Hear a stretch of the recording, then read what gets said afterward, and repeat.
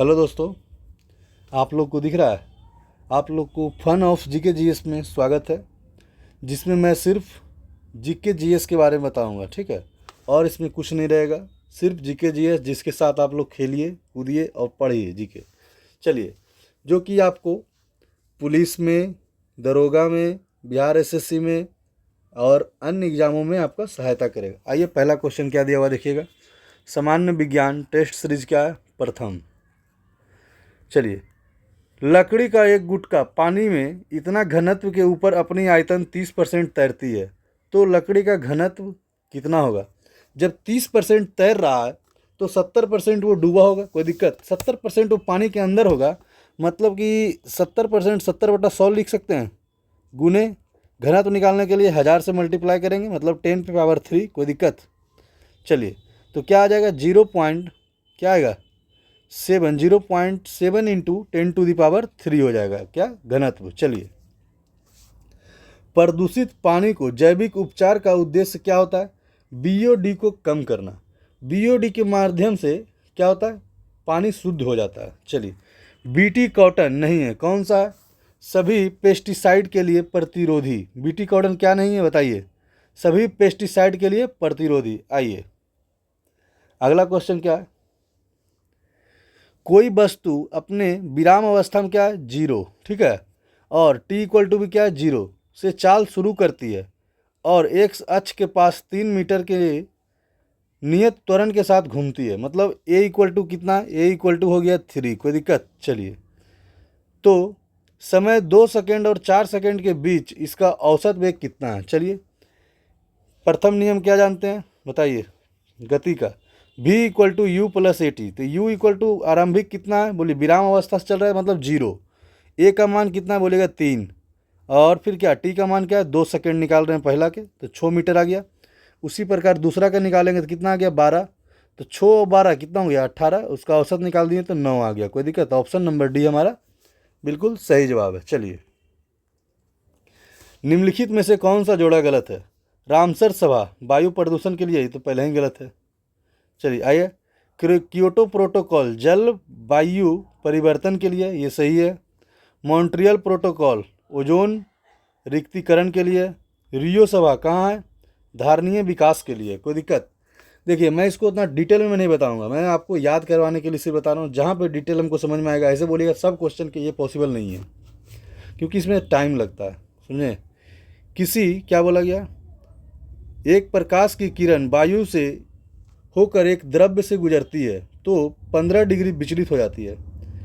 अगर आपतन कोण 60 डिग्री है तो उसका द्रव्य अपवर्तनांक क्या होगा? मतलब कि किसी माध्यम से रेयरर से डेंसर में जा रहा है तो थोड़ा सा वो घट जाता है, मतलब कि नॉर्मल की ओर मुड़ जाता है। चलिए, तो हमको जो विचलन निकालना, विचलन कोण बराबर क्या था? Incident ray minus reflected ray. ठीक है, तो इंसिडेंट रे कितना है? 60 है। और बताइए सब विचलित कितना हुआ? बोलेगा 15 डिग्री से। तो रिफ्लेक्टेड में तो आर निकालना है हमको, तो कितना आ गया? 45 डिग्री। चलिए, हम स्नेल्स लॉ लगा देंगे नियम, sine I by sine R, तो माध्यम से क्या आ जाएगा? √3/2 आ गया। कोई दिक्कत? कोई दिक्कत किन्हीं को? चलिए, आइएगा, प्राथमिक रंग क्या होता है? वे रंग जो अन्य रंगों के मिश्रण से उत्पन्न नहीं किया जा सकता, उसको बोलते हैं क्या? प्राथमिक रंग। ठीक है, तो क्या होता है? RGB, रेड ग्रीन ब्लू, ये होता है प्राथमिक रंग। कोई दिक्कत? डिजिटल माध्यमों को निम्न में क्या कहा जाता है? क्या कहा जाता है डिजिटल माध्यमों को? तृतीय माध्यम। 100 डिग्री सेंटीग्रेड पर उदासीन विलयन का pH मान कितना होता है? बोलिएगा 7। कोई दिक्कत? उदासीन हो गया मतलब न्यूट्रल हो गया। चलिए, क्या बोला गया? 4 को 1 दिया हुआ है, इसका बाइनरी मान कितना होगा बताइए तो? देखिए, 1 1 1 1 लिखा हुआ है, तो 1 से लेकर स्टार्ट कीजिएगा, 1 2 4 8, मतलब दुगना होते जाएगा। जोड़िए तो कितना आ गया? बोलेगा 15। कोई दिक्कत? 2 पे पावर 4 का मान कितना आ गया? 16। 16 माइनस 1 15। कोई दिक्कत? ऑप्शन नंबर सी मेरा सही जवाब है। किसी वस्तु का भार वेट पृथ्वी की सतह पर W न्यूटन है, तो उसका भार पृथ्वी की त्रिज्या की आधी के बराबर ऊंचाई पर क्या होगा? बताइए, बोलिए, बताइए क्या होगा? बोलिए क्या हो जाएगा? 4W/9 हो जाएगा। कोई दिक्कत? कोई दिक्कत?